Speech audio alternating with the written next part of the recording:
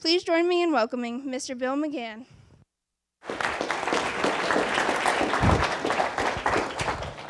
Thank you very much. What a great introduction.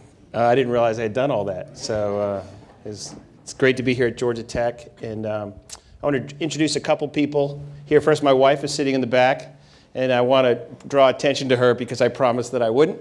So she's over there. And then we have three men from our program who are here, Robert, Jeffrey, and Adolphus. Adolphus is a graduate of the program and is here, and now we employ him at Georgia Works, and then two guys who are in the program.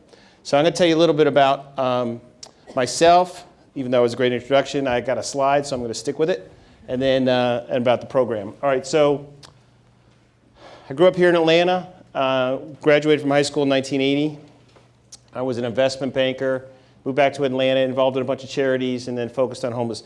The reason I tell you that background about me is because I don't have any particular expertise in homelessness. My only qualification for getting into this is that I was determined, and I am determined to end homelessness in Atlanta. I think it can be done, and it can be done rather quickly, and I'm determined to do it. So I also encourage you all to think big about what can be done. So in Atlanta tonight, there's about 6,000 people who are facing homelessness. There are two kinds of homelessness. There's episodically homeless, and there's chronic homeless. Episodically homeless, think of the single mother who loses her job or the car breaks down, who needs kind of some money as a trampoline effect to kind of get over the hump to get back to self-sufficiency. So that's one kind of homelessness. The other kind of homelessness is chronic homelessness. That's about 2,000 people. 30% of them are severely mentally ill. That's bipolar, schizophrenia. 70% have bad habits and obstacles, and most of them are men. And so in Atlanta, and it took me a while to sort of discover all this once I decided I wanted to end homelessness. So I'm kind of going through that rather quickly. But in Atlanta, the de facto provider of services to the homeless are the Christian missions. And they're doing a terrific job of feeding meals to people, making sure they can have a warm place to go to get a roof over their head on a cold night. They don't do a terrific job of getting people from homelessness to self-sufficiency, but they're doing a terrific job of making sure that their immediate needs are met. Most of the dollars that go to homeless service providers are from individuals and the federal government. But I discovered that in our delivery network of services in Atlanta, there aren't a great deal of programs that help men get from point A to point B. So what I decided to do back in 2013 is go around the country and look around for the best programs to help the chronically homeless. And I kept hearing about work-based programs in different cities. The one in New York, Ready, Willing, and Able, has been up since early 1990s. I went up there a few times and visited them. Terrific program. They graduate 400 men annually. They have a population that's very much infected with the same inner city problems that we have, mostly crack and marijuana addiction. They have huge advantages over Atlanta homeless people. They get government revenue for every homeless night that they serve a person. We don't have that here in Atlanta. They also, at Ready, Willing, and Able, get government contracts to do work. And we don't have that really here in Atlanta either. But on the negative side, they have a huge housing cost problem. It costs a lot of money to live in New York. So I started Georgia Works in 2013. A lot of people thought I was crazy. My wife thought I was crazy, but our relationship has remained intact. And the objective of Georgia Works is to graduate self-sufficient men. It's not a handout, but rather an opportunity for a man to come in the door to work on themselves, work on his problems, and get to self-sufficiency. So when a man comes in, we ask them to commit to being drug-free, to obviously not have any anger management problems, to work 30 to 40 hours a week, to end reliance on public assistance. It's another thing. So when a man comes in, if he's taking food stamps or getting or applying for Social Security, disability, or anything like that, you can't have that at Georgia Works, because the mindset is that you're going to stand on your own 2 feet. He has to agree to save a portion of his income, and he has to pay for himself in the form of room and board. When a guy comes in, he has a whole host of problems. And we talk about those problems, and that's a hard thing to do. Problems of the person has no money, no job. Obviously, he has poor work habits. He's got past drug use, a prior criminal record, felonies. Usually, the felonies are drug-related, getting in a fight, or writing a bad check, or all three. They have wage garnishments. They have past due child support that takes money out of their paycheck in the form of garnishments. So even if they were able to get a job, their money would be taken away before they ever got their hands on it, so they wouldn't be able to pay rent. They have lingering health issues, might be some dental issues, or can't see because they don't have proper eyewear. So they have a whole host of problems. So these are their obstacles to getting out of homelessness. They think their biggest problem when they come in is that they don't have an income or one of those things. But usually their biggest problem is that they have a bad habit or two that we have to work on. But we agree to pay them for at least 30 hours of work per week. That's $222 at $7.40 an hour. They pay $100 for room and board. We put $50 into forced savings, and they get $72 into their pockets. So again, they renounce all public assistance. Are you guys familiar with this? Yes. Okay, good. There's a quiz coming up. All these guys are knocking their head. It's a 6 to 12 month program where they come in and we have classes every day at 4 o'clock. We do active case management. There's a picture of a class going on. We have life skills training, financial management, career development, adult education, GEDs, smoking cessation, and all sorts of other programs that go on every day about men making better decisions. What other programs? Did I hit most of them? Most of them. Oh, okay. I'm actually calling on them just to see if they're awake. Oh, you guys are going to be next. We have 120 graduates from our program. Average starting wage is $12 an hour. As it was described, we have 87% of those 120 guys are still employed, housed, and paying taxes. And these were people who were living outside. Thank you very much. I get an applause over here. I feel like George Bush. You know how he asked for applause? We have 140 men in the program, including 2 guys who are here now. 70 of those men, of the 140, are working in paid jobs that could lead to full-time employment. 95% of our guys are in touch with their children, 90% program retention rate, and we have thousands of past drug and alcohol tests. So when a man comes in, if he has to agree to be clean and sober from the day he walks in, and if he has one violation of that, we kick him out of the program. You only have to do that once or twice, and the message gets in clear. Now, that doesn't mean that we don't love him, and then we're not going to give him another shot. We've had people who have relapsed and have come back into the program after we get them some treatment. Or if they get out and they're a graduate and they have a job and they relapse and then they need to get going again, we'll bring them back into the program. But if you violate that rule, you're gone. So 70 plus men are working in, and this is a key thing. And you guys are business, a lot of you guys go to the business school and are studying social enterprise, but I just want to make this point. So if we have 70 men working at 40 hours a week, getting paid $10 an hour, that money comes to Georgia Works. So that's 28 grand. That's 70 times 40 times 10. That's $1.5 million a year. That $1.5 million a year comes into Georgia Works and offsets the cost of the program to a great degree. Because all we're paying out to them, if a man works 40 hours a week at $7.40 an hour, that's $292. We're taking out $100 for room and board, right? And so he's getting ultimately $192 of that $400.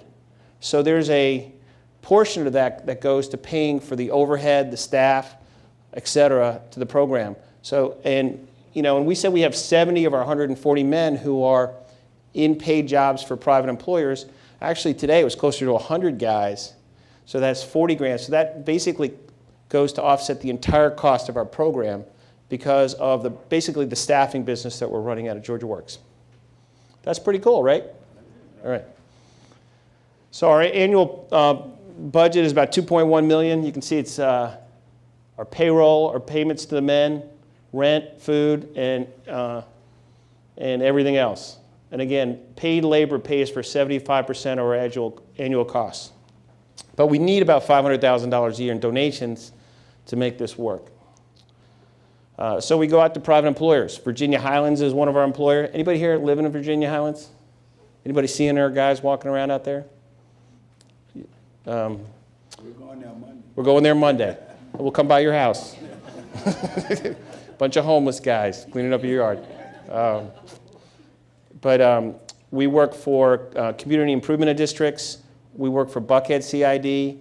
We work for construction companies, Georgia World Congress Center, recycling companies. If you think dirty jobs or hard to do jobs, that's where people come. And for $10 to $12 an hour in labor, that's a tough price point for people to staff. There's a lot of turnover in that labor, but if you come to us, we're there for all your staffing needs. So if there's any employers out here that's looking for that, come to see us. One of the big needs in Georgia is for nighttime warehouse work.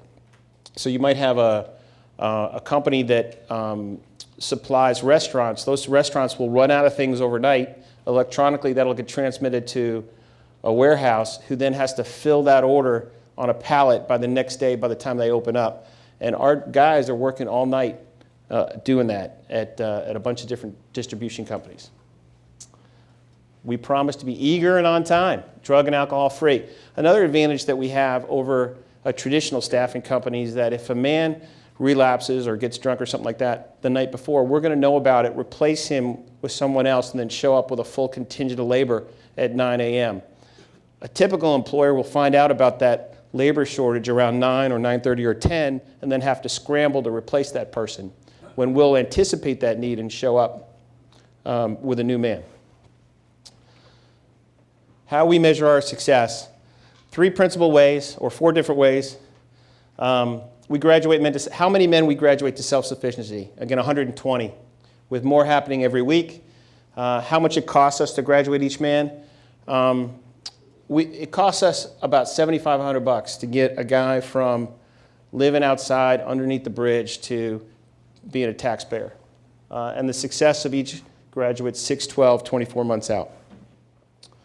Georgia Tech was nice to come down to Georgia Works and study our program.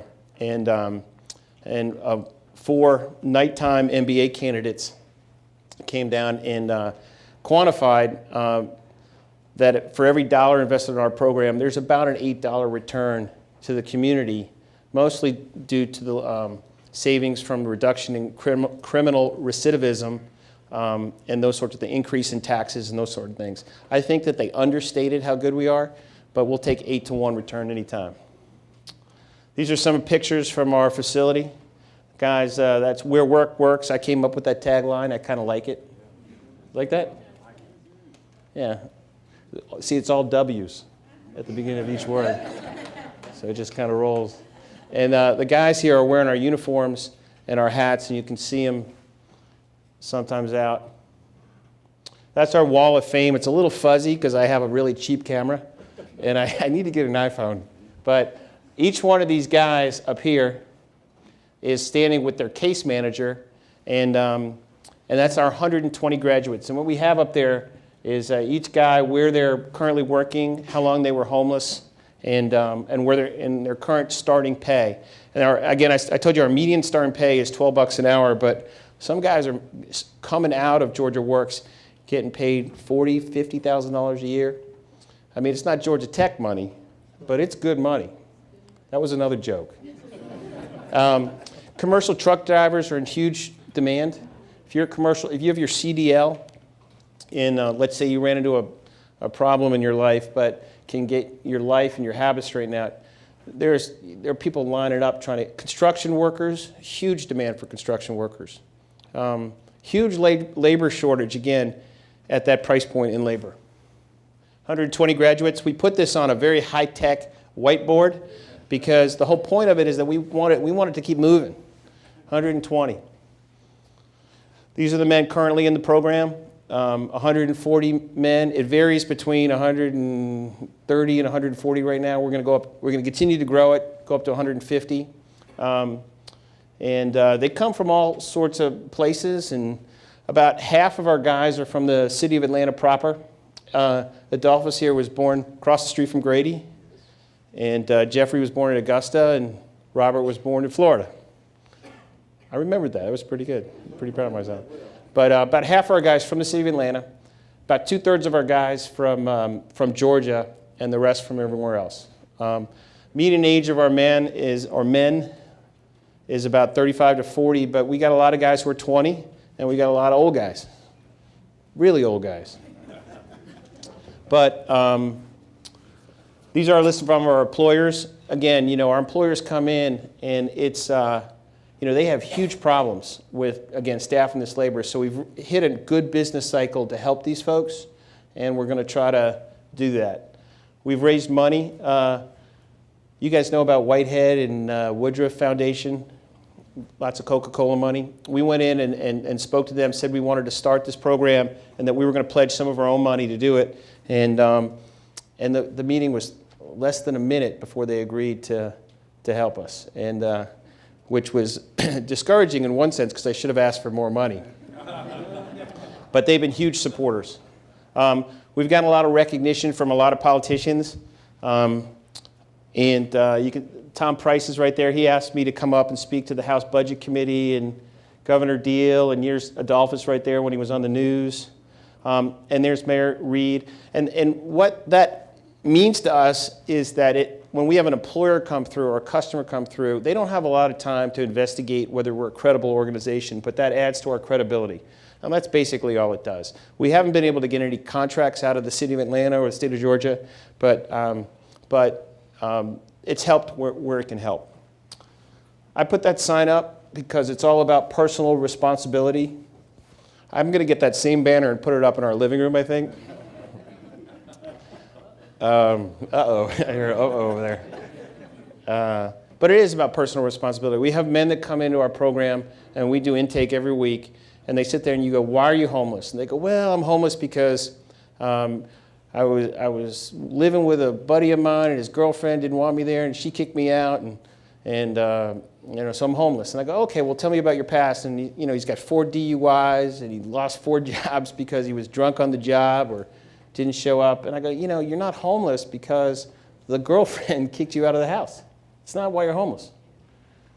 Or on and on and on. Every single time, it's about personal responsibility. He's homeless because he's an alcoholic. You're homeless because you're a crack addict. You're homeless because you have bad work habits. It's about them. It's about us. And that's hard. That's a hard thing to have that sort of realization and reflection. We got a bunch of vans that take men all around the city. Thank goodness the price of gas has come down because we're driving these guys all over the place. We're driving a lot of guys up to Cobb County every day. They have no public transportation, but they have a huge labor shortage.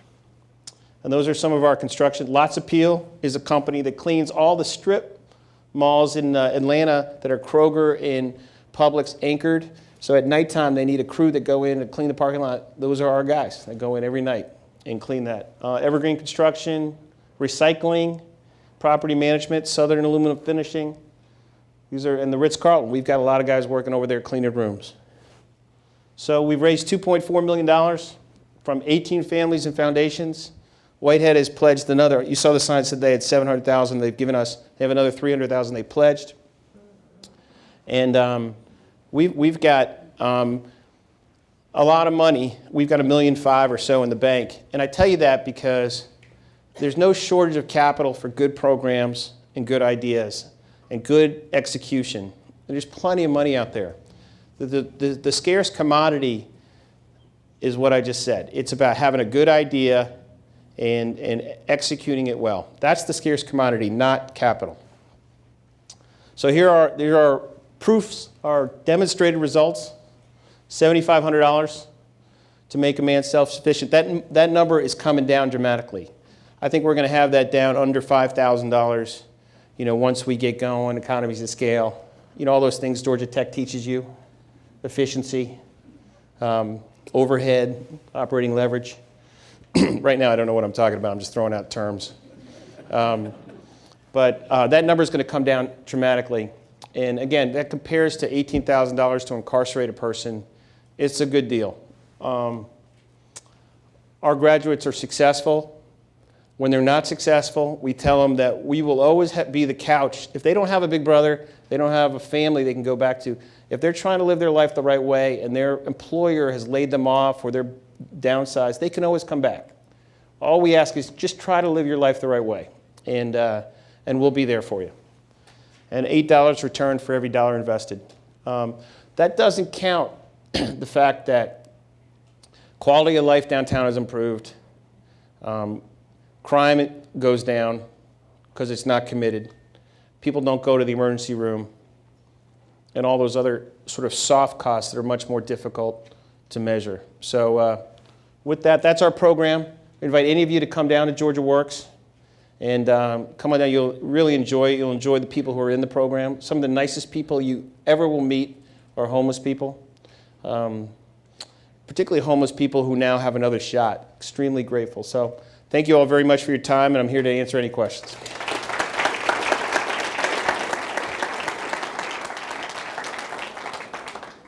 Yes. Yeah, that's a good, I did a bad job of talking about that.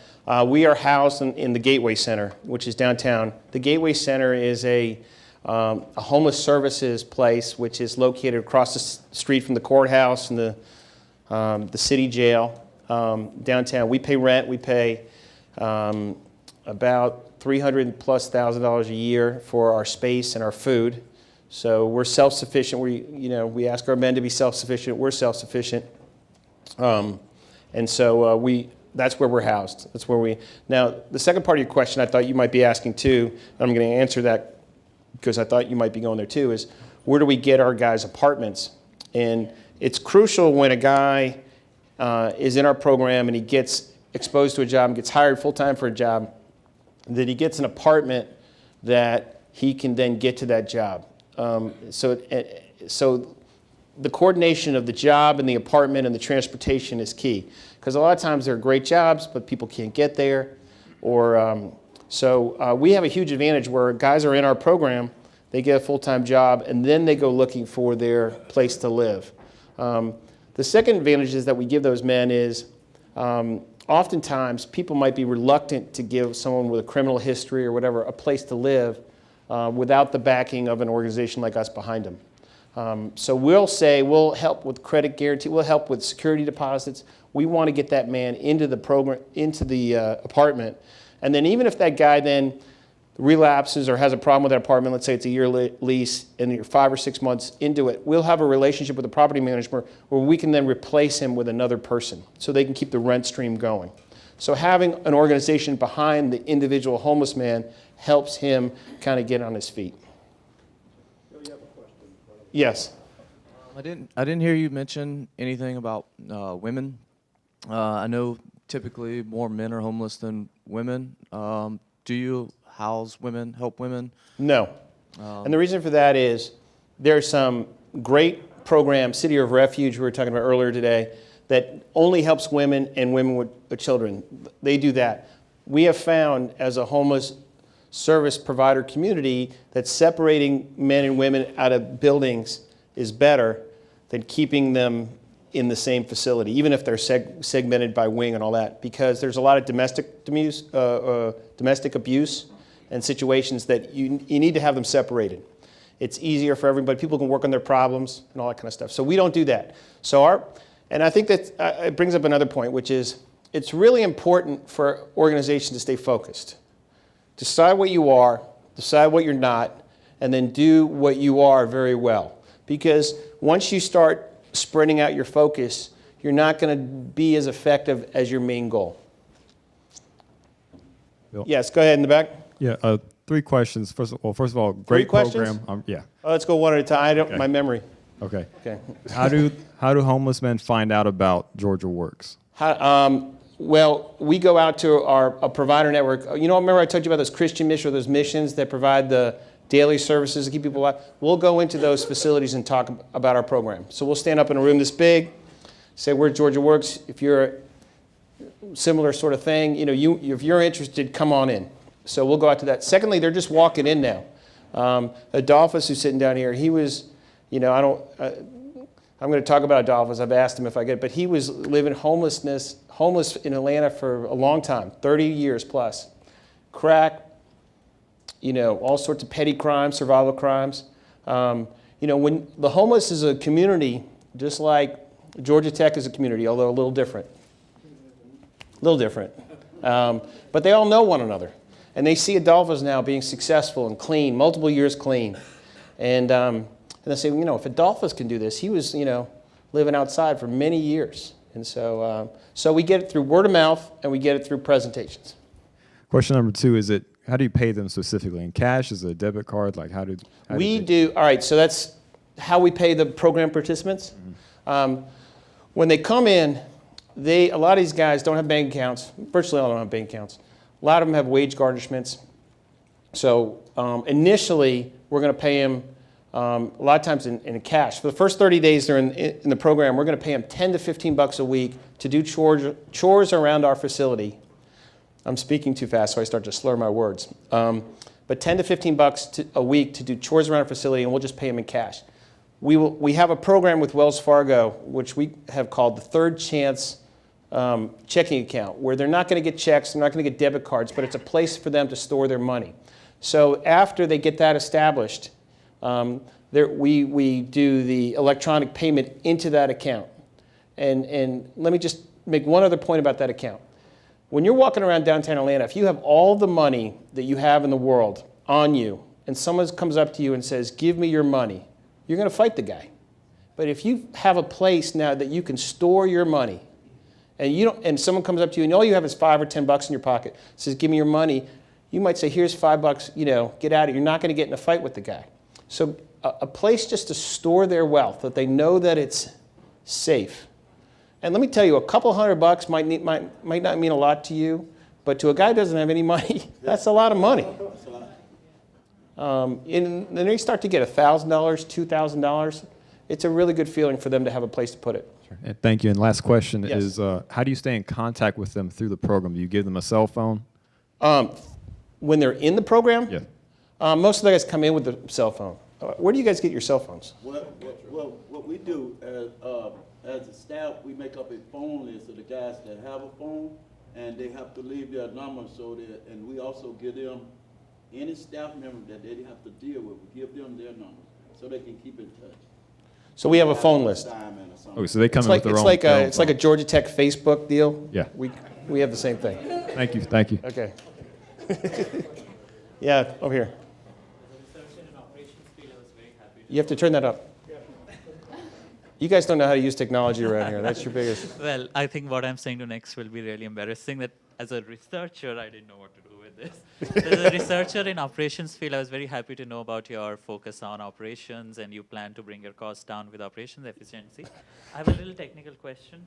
So do you do any kind of identification or diagnostics when they come to you? Like, Yeah. you decide who to take? And secondly, does everyone enter at the same level in program, or do you stratify? Okay. Everybody has to ask one part questions and then come back with the second part. So I remember both parts. All right. So when they do we do any diagnostics when a guy comes in? So when a guy comes in, all right, we have a lot of times they take a TABE test. Is that what it's called? To find out their level of mental acuity and where they are. We do that sometimes, not all the times.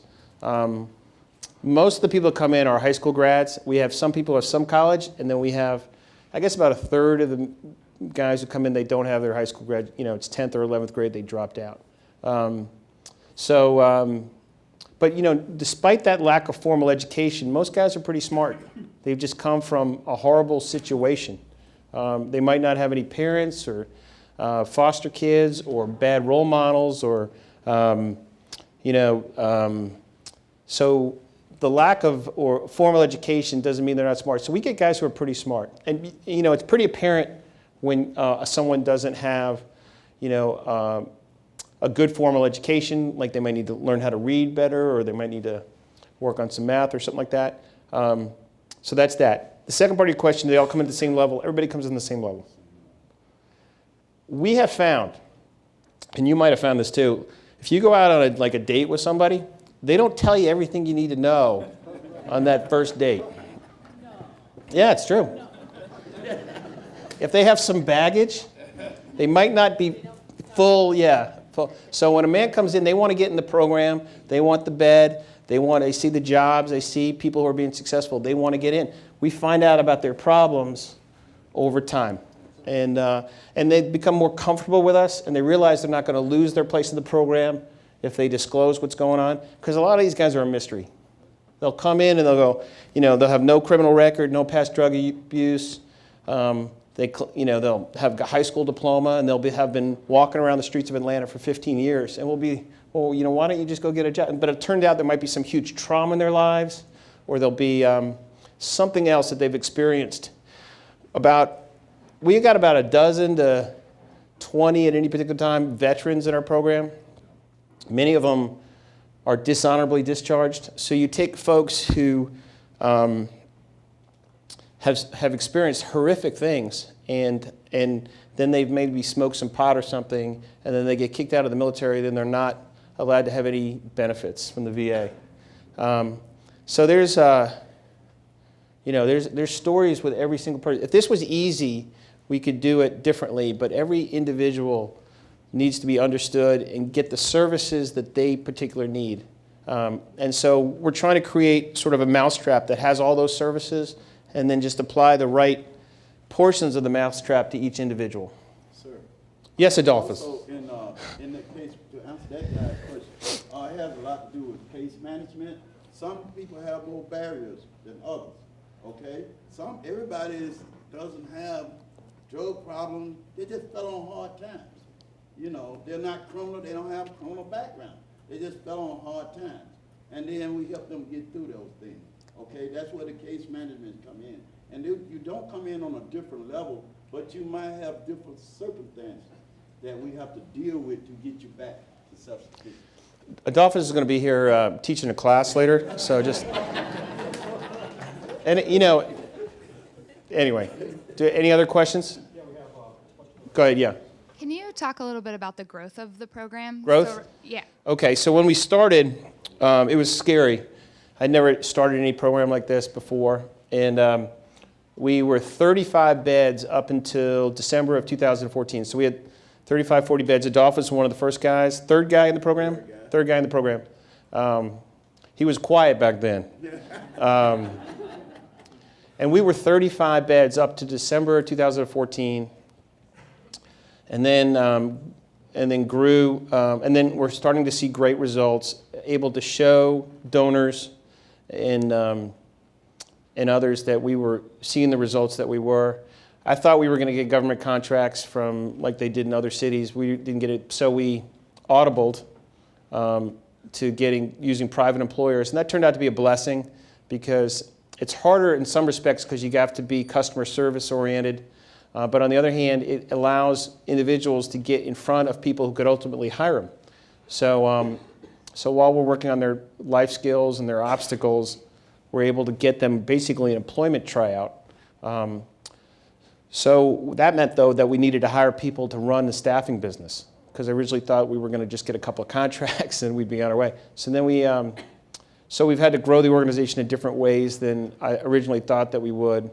So you have to be flexible in doing this. And then we most recently, in around December last year, 3 months ago, went up to 150 beds.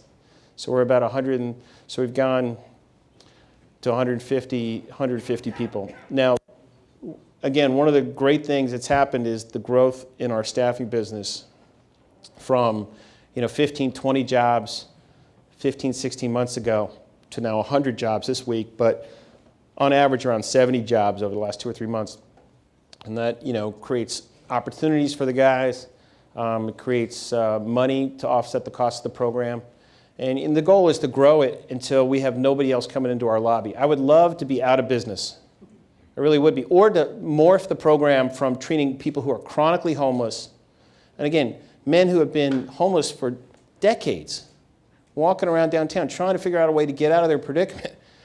Imagine if you're walking around and you have wage garnishments, a criminal record, even if you were able to get a job at $10 an hour. I mean, there would be no way to get a security deposit or pay. There's no way out. So that's the guy we're working with now. I hope in many years it's going to be a person who lost their job 2 months ago.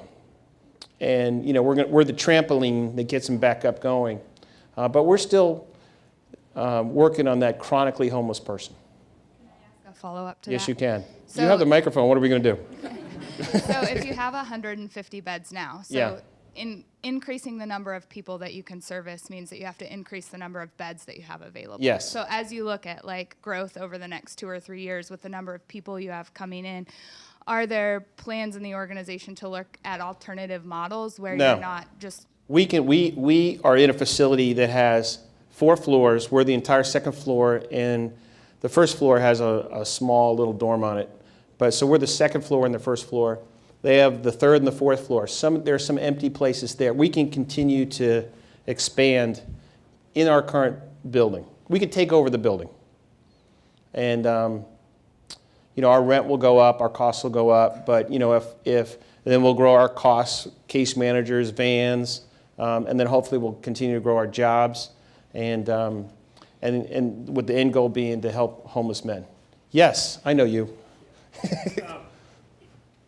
talked about lowering the cost from 7,500 Yeah. to, as a goal, say 5,000, but what you described, I can't immediately see in economies of scale here. Well, How do you do that? the main way we do that is the number of jobs used to be at 15 to 20, and now they're up at 70 to 100. Okay, so when I'm talking about cost, I'm talking net cost.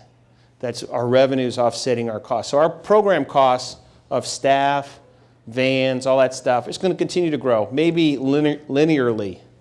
You got that word? But if our revenues grow, so another way to look at this, Gary, is to say we're burning about 40 or 50 grand a month right now, and we're graduating, so let's say that's $500,000 a year, and we're graduating over 100 men a year. So 500,000 divided by 100 is 5 grand. We're graduating more than that, and we're not burning that much cash. So, but if we grow our jobs more and more and more and get closer to where, it's 110, 120 of our 140 men are in paid jobs, then the cost per man goes down. Yes, ma'am. You mentioned that your vision was to end homelessness, which is an honorable goal, of course. And it's... Well, thank you for that. And I'm sure I'm taking a very uncontroversial stand.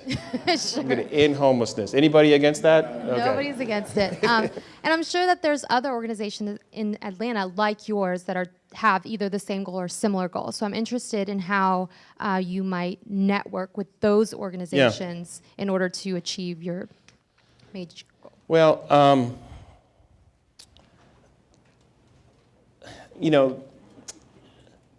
I have found that, a couple things. One is there's no one organization that has the mousetrap that's going to solve the world's problems.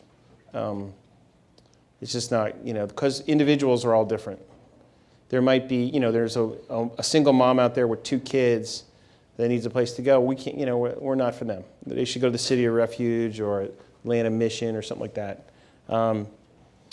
And we work with all those organizations because a person might walk in that needs mental health services, and we're not the right place for them. So we need to know where to send that person. And it's a key moment when a person walks in and asks for help. You don't want to lose that. That's a really important. You don't want to have that person go out and wander around and try to find it and navigate it. Have you guys ever been to the DMV? You don't want to have the person who has severe mental illness to go navigate the DMV. It's just impossible. It's impossible for me. And so it's very difficult. So we network with them. We talk to them all the time. We're trying to get the person in the right program. There's the United Way has a breakfast every 60 days for all the homeless service providers to come and to talk one another, to present to one another what they do. It's very well attended. And there's a lot of great organizations out there doing things for people. We need to increase our capacity in Atlanta for mental illness, in America, candidly, for people for mental illness. And we also need to increase our capacity for drug rehabilitation. Those are two really needed things. Because if a guy coming off a crack bender, he walks into our place, we're not the right program for him. He needs to go through a drug rehab program first, and then when he gets out of that program, he can come into our program. Does that answer your question? So I'm trying to say that we network. Okay. Yes? You partially touched on my question with that last answer. You mentioned the statistic about those who are chronically homeless, of them about 30% have severe mental illness. So how does your program address that specifically, those who are coming in with severe mental illnesses? Yeah, we're not the right. And first of all, everybody who comes in to our program is depressed, because you would be too, right? I mean, you've been living outside, guys coming in from living under the bridge, you know, and it's tough. I mean, and so they're depressed. They might have gone through, you know, their families have abandoned them, or the people that they thought they could rely upon have, you know, shunned them. Maybe oftentimes for good reason. Maybe they're in a relationship and they're a crack addict, and the wife has said, you know, no more. So depression is something that we're accustomed to dealing with. But when it's bipolar and all that kind of stuff, we're not the right program for that, because ours is a work-based program. So in addition to trying to get the person over their obstacles, they have to work in order to get their habits going to self-sufficiency. So you know, and again, I want to go back to this. It's very important for an organization to remain focused on what they do. That's maybe the next one that I start, which is something with severe mental illness to help that, or a drug rehab program. But it's not going to be within Georgia Works. As a follow-on to that, I mean, you mentioned there's a network of these programs to a certain extent. So Yeah. if you have a guy who comes in and he has a severe mental illness that you're not equipped to deal with in your program, is there a way within that network to refer him? Or Yeah, it's actually in our building. There's one program in our building, which is on the, and we'll take them and say, you know, and bring them up there and try to get them a bed up there.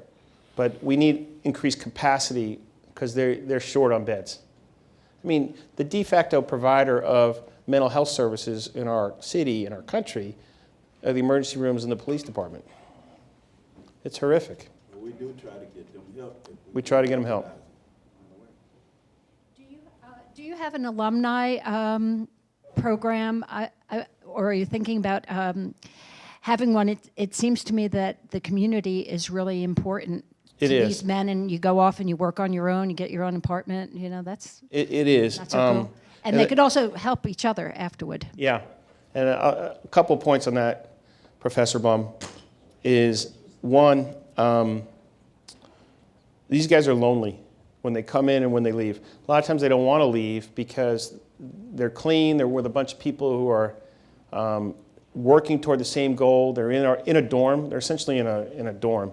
And you got all your friends, and then they get a full-time job, time to leave. So we try to get them an apartment where there are other people, other graduates, and get them either a roommate or clustered in an apartment complex with other people. Second thing was we have an alumni network. If they come in after 6 months and a year, whatever, we give them a $25 gift card if they take a drug test because we want the data. And then lastly, we have an alumni network where we take them out to International House of Pancakes. For some reason, that's a big hit. And we'll buy them some pancakes and they'll get back together. Alumni are always coming back. We had a guy come in yesterday. We had a guy who is working as a foreman at Grady Hospital doing construction who's hiring our men for day labor. So they're coming back all the time. But the formal ones are the gift cards and the IHOP outings. Those are the formal. And then even if they're not clean, we want the data anyway, and we'll give them the $25 gift card, which is, you know, that was a large debate about whether we should do that. But that's because we want to know. We want to know. You mentioned from the very beginning that you really didn't have any credentials for scientists, that your only credential for it is that well, hopefully I proved that a little bit wrong at this Absolutely, point. yeah. But it was just your dedication and doing what you do. Yeah. So kind of more personally for you, what was kind of your mindset that pushed you over the edge to start something, you know, that you completely I like that, push new? me over the edge, as if I'm, yes, hurting myself. You know, I don't know. You know what? Well, so I went to Wall Street and I made some money. And I guess many people go through the same sort of thing in their life, which is, okay, you know, I'm 53 now, and I was 50 at the time. So what am I going to do with the rest of my life? I can make more money, and then, or I can, you know, give it away, or I can, you know, so, you know, I decided that, you know, I think that the purpose while I'm on this planet is to try to make the world a better place and try to make it better for the least amongst us. And nobody's helping these people. And it pissed me off when I would go to a basketball game or a football game and I'd walk by these people and nobody would be helping them. And I think that we have a huge heart to help people in this community and in Atlanta and Georgia. Sometimes it's misplaced. Like, for example, we have a lot of churches that come downtown and feed folks on weekends, and they've been doing it for a long time, maybe once a month. And that doesn't really help because we have chubby homeless people in Atlanta. There's plenty of food. All it does is it enables people to be outside, to perpetuate their bad habits, and to not go into a program that can help them get out of homelessness. So I decided that I would, you know, invest my time and my treasure into creating an effective program, because there wasn't I asked everybody in town, why don't we have a job-based program? Why don't we have a program that helps get chronically homeless men, which is the vast majority of them, why don't we have a program that helps get them out of homelessness? Everybody's like, well, we were going to do that a couple years ago. We should do that. Got to get around it. But so there wasn't any, it needed management skill. So I decided to dive into it because I had the time, I had the capacity, and I could make an impact. Does that answer your question? Yeah, you mentioned something about you know, teaching these guys good habits. Do y'all do anything as far as like sort of intangible things for getting people on their feet, like cooking and cleaning? You know, that they have chances to cook meals, learn how to cook. Are they required to do cleaning? And they do a lot of more cleaning and cooking than they care to. Right, Robert? So Robert's been in the program for 2 months. Robert is 20 years old. How many people here are around 20 years old?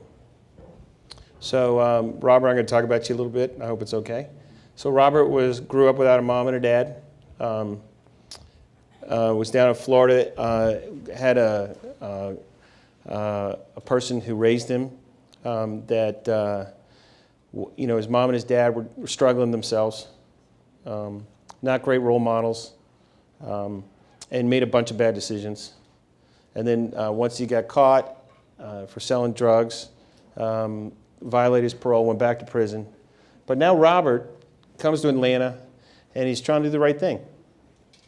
How does Robert do the right thing? So he comes into our program, and what's cool about our program is I think Robert's developed a bunch of mentor-mentee relationships with a bunch of the guys who are existing in the program. But that's the first thing. The second thing is structure. He gets up in the morning, every morning at 5:30? 5:30. Adolphus at 5:30. He's got to do his chores. Sweeping, cleaning, polishing the floors, cleaning the bathrooms. Go to meetings if that's required. Then they got to cook, make the meals down in the kitchen at the Gateway Center. That's free labor for the Gateway Center. Then they go on to a job all day. Then they have to come and they have to go to a class every afternoon. Those are those classes that we have at 4 o'clock. Then we might have a group meeting or a meeting with the case manager. So we have them doing their chores. We have them learning how to cook down in the kitchen. And then we have them on a paid job where they're getting job skills. And then in addition to that, after the 4 o'clock, there might be a GED class or something like that. So there's structure, when before there wasn't any. There's a time commitment. And, you know, a guy like Robert, he doesn't have to be at Georgia Works.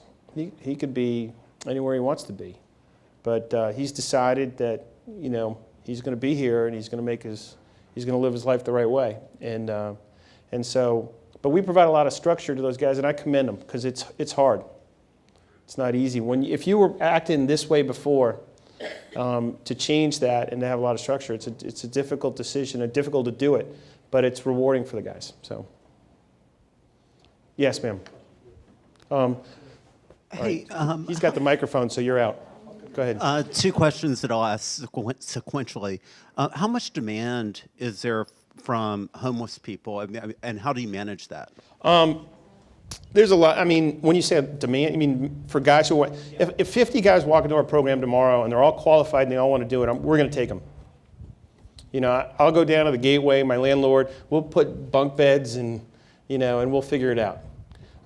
But we generate demand by going out to our referral sources and making presentations, and that fills up our waiting room. But every week, if we do nothing, we'll have 10, 12 guys that'll walk in our building that'll get referred to us by parole officers or homeless providers. So about 10 to 12 guys a week. Now, not all those guys get into the program. They might have an existing warrant. They might not want to make the commitment yet. Once they hear that they have to, be clean of alcohol and drugs, they might not be ready for that. So, but we have guys wandering in all the time.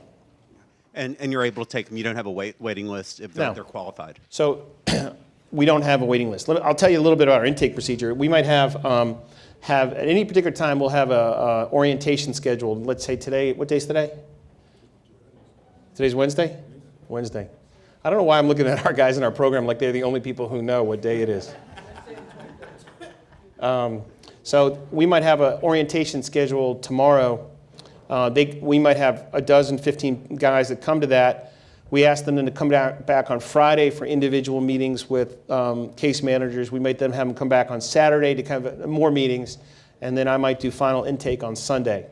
And just having them show up for 4 days in a row, having them be clean and on time tells you, and then that will decrease the number of people from like 15 down to 8, because that proves that our guys can continue to show up and be sober.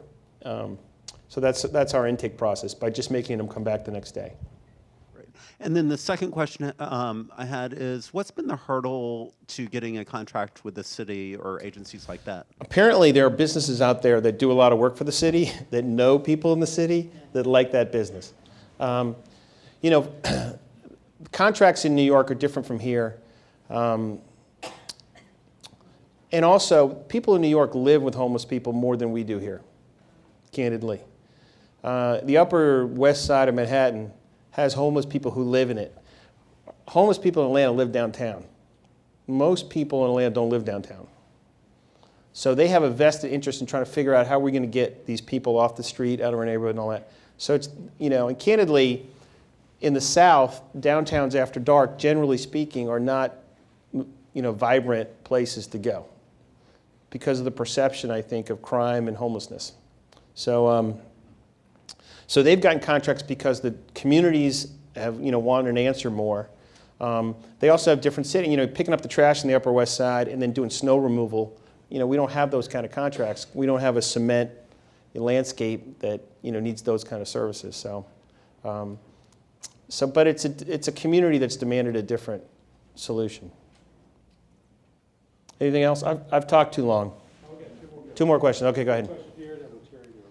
My question has to do with the age of the people that you take in. The gentleman, what's the youngest? Because many of our shelters here don't allow the males to follow the mother and the other siblings when they reach a certain age. Right. And that increases our number of young men on the street. So I was wondering, what's the age for your gentleman? You got to be an adult. 18? Is that our youngest guy?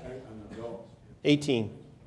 So I think if you graduate, and I think you're talking, one of the big tragedies, if you're a foster kid, you get to be 18 years old, there's no more revenues associated with housing you, and the foster family kicks you out because they're not going to keep you anymore. And then a lot of those young people struggle with what to do then. Statistically, foster kids aren't pushed to be as formally educated as others, and they've been through so much trauma, many of them. So that's a whole, so we see a lot of them. So 18 years old, we had a kid, young man, Daniel. Remember Daniel? Worked down here at the Barnes & Noble. He was homeless, worked there 18 months. He worked, I think, about $8 an hour. He lived from Chambly.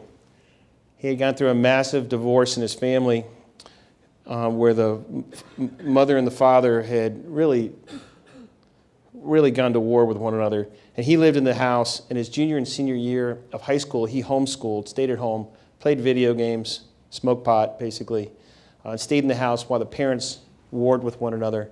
And then father moved away out to Oregon. He went out there, and his dad said, he didn't really want to have anything to do with him anymore. Came home, and the mom said that as well. So he got this job, and he lived at homeless shelters downtown. But he was dealing with a lot of depression and having gone through that trauma. And so we got him in front of a counselor, and he's now working over at the Ritz-Carlton. I think he's a manager over there now, and he's got his own place, and he's doing great. And but very young, 18 years old, and it's just a horrific experience for a young person to go through. My question actually comes full circle to one of the first questions having to do with the real estate market and affordable housing. I think you know something about real estate. Do we have enough of a stock of affordable housing for the men as they graduate, and what's going to happen as the economy continues to improve and downtown and midtown becomes very expensive? Yeah, it's a tough issue. It's so much better here though than in New York and Philadelphia and elsewhere.